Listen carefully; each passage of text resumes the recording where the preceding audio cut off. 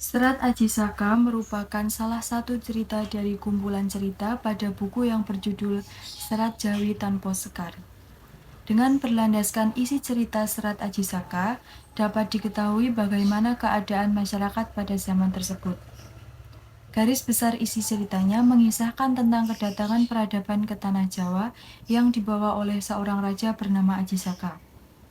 Aji Saka sendiri merupakan tokoh penting dalam sejarah bahasa Jawa, sebab dia adalah orang pertama yang menciptakan aksara Jawa. Naskah ini diakses dari Staatsbibliothek of Berlin.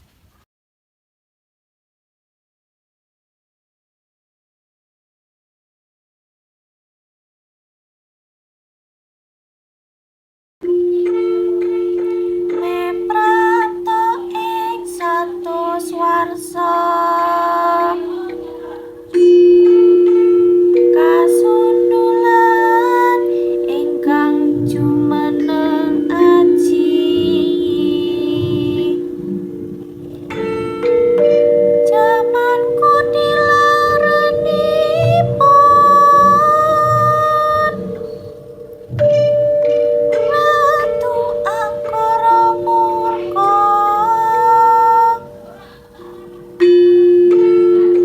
mundak malih lan natolah wantu-wantu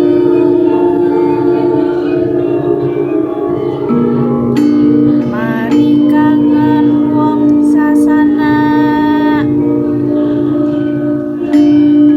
ilang ati lengnar ati.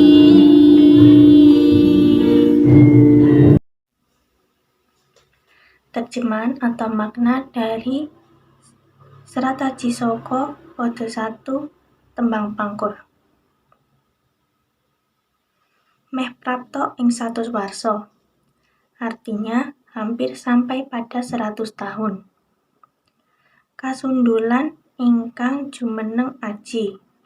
Artinya muncul seseorang dengan nama Aji atau yang bernama Aji. Zaman kutilaranipun, artinya zaman Kutila namanya. Ratu Angkara murka, artinya ratu atau raja pemimpin dari kejahatan. Mundak malih lanatulah wantu-wantu, artinya sehingga akan dilaknat oleh Allah berkali-kali. Marika ngen wong sasana, artinya di sana tempat orang-orang beranak. Hilang adiling narpati, artinya hilang adilnya ratu. Secara garis besar, foto ini menceritakan ketika tanah Jawa mencapai pada umur 100 tahun. Kemudian pada 100 tahun itu muncul seseorang yang bernama Aji. Ketika Aji muncul terjadi pada zaman Kutila atau pada masa kerajaan Kutila atau kerajaan dari Hindia. Terdapat seorang raja yang memimpin kejahatan. Ia berkali-kali dilaknat oleh Allah sehingga ia kehilangan rasa adilnya.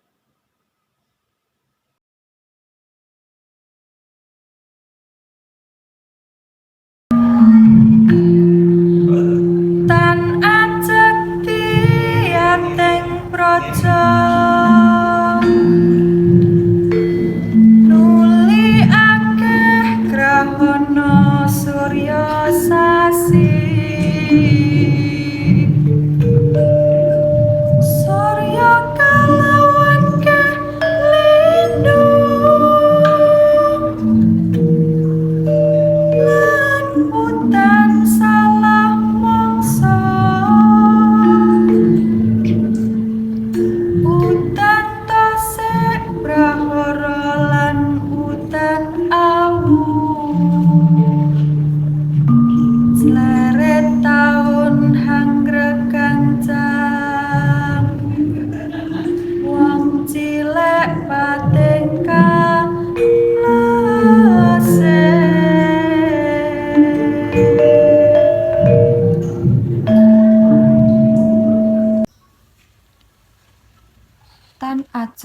Rayating Praja. Artinya, tidak sering terjadi pertengkaran keraton atau kerajaan. Nuli akeh grahana surya sasi. Artinya, lalu banyak bulan yang gelap atau kesedihan. Surya kalawan keh lindu, yang artinya bulan dan banyaknya gempa.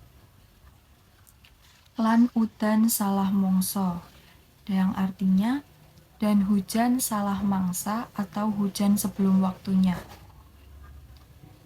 Udan to sik prahara lan udan awu, artinya hujan yang berprahara dan hujan abu. Sleret tahun hangregancang, artinya kilat petir yang berguncangan.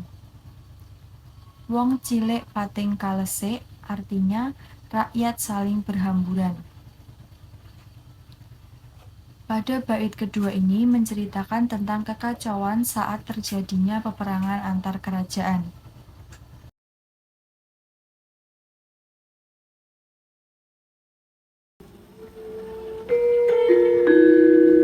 Wong gedhe akeh sedihnya,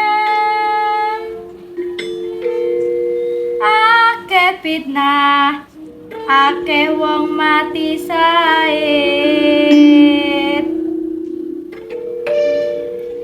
Nulya karsaning Hyang Agung,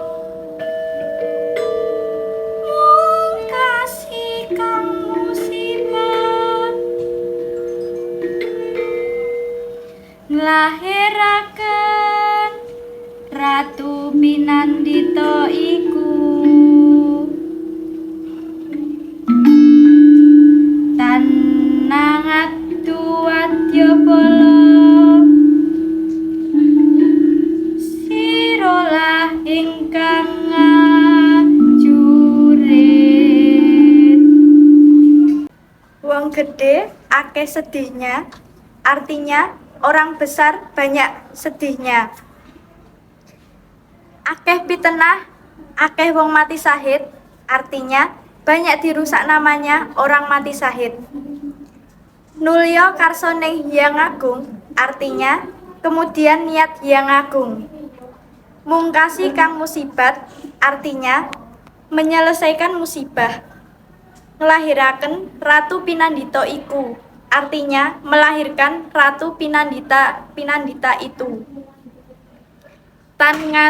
Tanangadu Wadyabala, artinya tidak menarungkan prajurit yang ikut perang. Sirolah ingkang ngajurit, artinya dialah yang perang. Pada bait ketiga menceritakan bahwa Hyang Agung berniat untuk menyelesaikan musibah dengan tidak menarungkan prajurit, tetapi Hyang Agung yang berperang.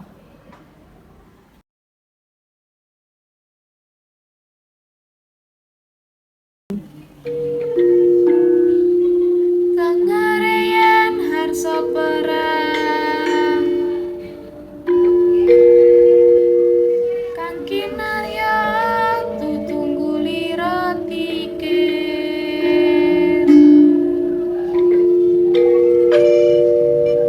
Mangsa-mangsa kaparupa,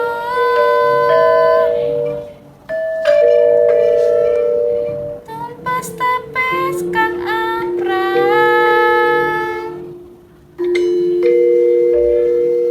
Sirnanira ing Ratu Kutila iku.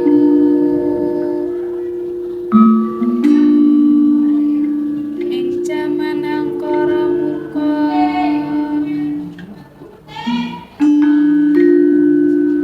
madhep Ratu Pandhitati. Dengerane yen harsa perang, tandanya kalau senang perang. Kang kinarya tutunggulira tikir, yang pekerjaannya unggul dalam ibadah. Mangsa musuh kabarubah, maju perang musuh pikiran bingung dan acak-acakan. Tumpes tapis kang aprang, yang perang meninggal tidak ada yang terlewat. Sirnanira ing Ratu Kutila iku. Musnuh di Ratu Kutila itu Ing jaman Hangkara Murka, di zaman Hangkara Murka, madeg Ratu Panditodi menghadap Ratu Panditodi. Pada bait keempat menceritakan orang yang suka perang dan rajin ibadah, maka saat perang, pikiran musuh akan bingung dan acak-acakan, dan semua akan meninggal di Ratu Kutila pada zaman Hangkara Murka dan menghadap Ratu Panditodi.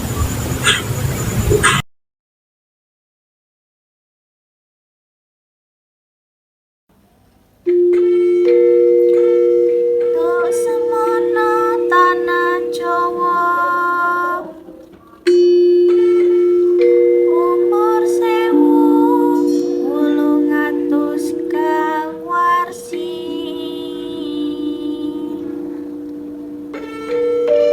Tuki neker ing yang agung,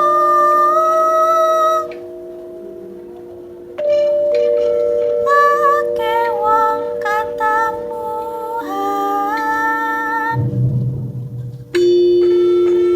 denyo miskin, agung kasampar kasandung.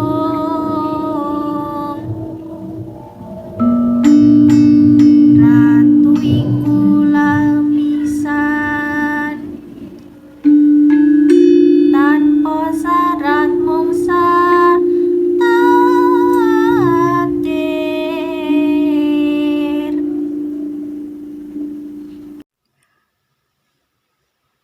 Terjemahan atau makna dari Serat Aji Saka Pada 5 tembang pangkur. Tuk semono tanah Jawa, artinya ketika itu tanah Jawa. Umur 1800 kang warsi, artinya umur 1800 tahunnya. Tuk kineker ing yang agung, artinya ketika dirahasiakan oleh yang agung. Akeh wong katambuhan, artinya banyak orang yang tidak menghiraukan. Denyo miskin agung kasampar kasandung, artinya oleh dirinya dibuat sangat miskin, tersampar dan tersandung. Ratu iku lamisan, atau artinya ratu itu berdusta atau berbohong. Tanpa syarat mungsa takdir, artinya tanpa syarat, hanya mengikuti takdir. Secara garis besar, foto ini menceritakan tanah Jawa ketika berumur 1800 tahun. Ketika itu banyak orang-orang yang tidak menghiraukan Tuhannya, sehingga orang-orang tersebut dilaknat oleh Allah, dijadikan miskin, tersampar, tersandung, sehingga menyebabkan kemiskinan besar-besaran. Pada saat itu ratu atau raja pada zaman tersebut berdusta atau berbohong, sehingga ia hanya mengikuti takdirnya.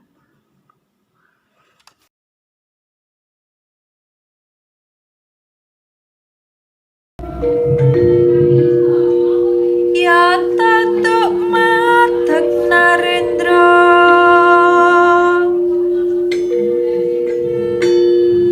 langkung ngadil asih marang ing tasih. Wong cilik amba pepiyong,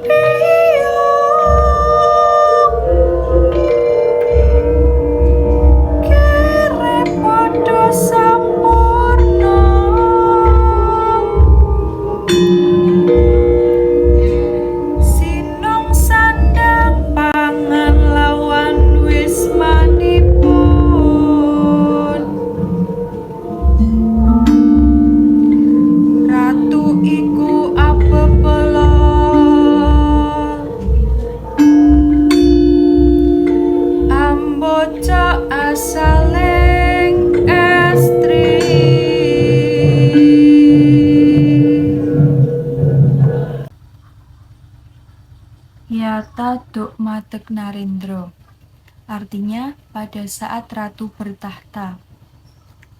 Langkung adil asih marang ing dasih, artinya sangat adil kasih sayangnya kepada saudara. Wong cilik ambopo biung, artinya rakyat yang tidak punya ayah dan ibu. Kere podo sampurno, yang artinya miskin sama sempurna. Sinung sandang pangan lawan wismanipun, artinya diberi sandang pangan dan papan. Ratu iku abobolo, artinya ratu itu berkekuatan. Ambojo asaling estri, artinya pangan berasal dari sang perempuan. Pada bait ke-6 ini menceritakan tentang kebaikan sang ratu kepada rakyat-rakyatnya.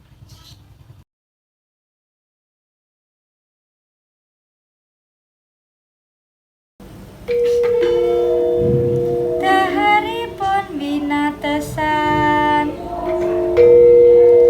7.000 yen langkung Norasuti. Oto dene kutanipun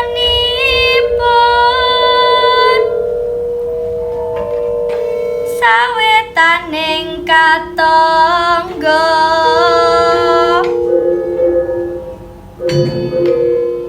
Kapit kali dene ngajeng wingkingipun jeneng Sultan Heru Cokro. Wong cilik pajeke gedhe. Daharipun winatesan artinya makannya dibatasi. 7.000 yen langkung Norasudi, artinya 7.000 kalau lebih tidak mau. Odo dene kutonipun, artinya karena kerajaannya. Sawetaning katangga, artinya sebelah timur di tetangga. Kapet kali dene ngajeng wingkingipun, artinya diapit sungai karena depan belakang. Jeneng Sultan Heru Cokro, yang berarti nama Sultan Heru Cakra. Wong cilik pajeke gedhe, yang berarti orang kecil tetap sedikit. Pada bait ke-7 menceritakan bahwa kerajaan ada di tetangga sebelah timur dan diapit sungai karena depan dan belakang.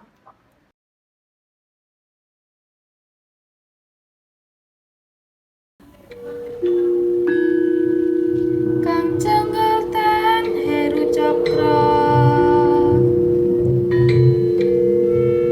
Sonyapuri kadatoning Marpati. Tedheke wali satuhu jeneng Nata Pandhita. Tan rekoso sakehing parentahipun. Wong gedhe-gedhe punika tulus denira amukti. Kang Jenggul Tan Heru Cokro, muncul pohon lingkaran. Sonya Puri kadatoning Narpati, dari ceritanya Benteng Sepi. Tedhaking wali satuhu yang sebenarnya pulang, jeneng Nata Pandhita, namanya Nata Pandhita.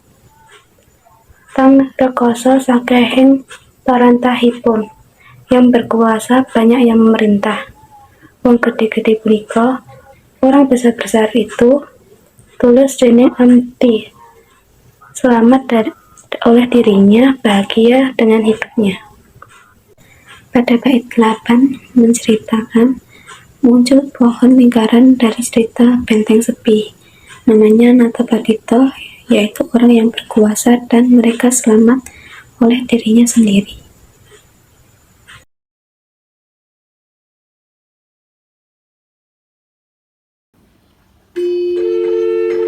Sirna wau kang musibat, tanah Jawa gelis lanat wus enting. Saka langkung arjanipun,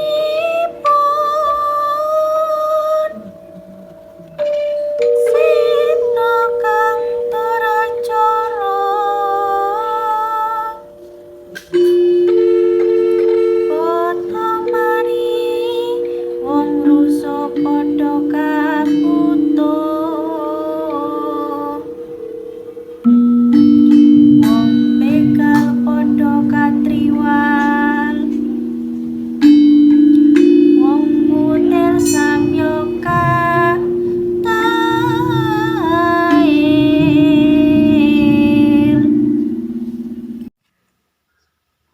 Terjemahan atau makna dari Pada Songo Serat Aji saka tembang Pangkur. Sirna wau kang musibat, artinya musnah tadi musibah. Tanah Jawa belis lanat wus enting, artinya tanah Jawa, iblis atau setan laknat sudah habis. Saka langkung harjanipun, artinya lebih dari selamatnya. Sirna kang Toracara, artinya musnah semua kebohongan. Botoh mari wong rusuh padha kabutuh, artinya penjudi semua sembuh, orang rusuh sama meminta-minta. Wong begal padha katriwal, artinya orang begal semua menghilang atau terpental. Wong mutil samya katail, artinya orang yang suka mencuri, ia akan menemui kecelakaannya. Secara garis besar, pada foto ini menceritakan bahwa ketika tanah Jawa itu sudah musnah dari semua musibah. Ketika itu tanah Jawa sudah musnah semua makhluk halus, iblis, setan yang laknat. Kemudian selain itu musnah juga semua kebohongan. Semua penjudi sepuh, artinya semua penjudi sudah kembali seperti semula. Orang begal dan orang yang suka mencuri menemui imbas dari yang ia lakukan sendiri, menemui celakanya sendiri.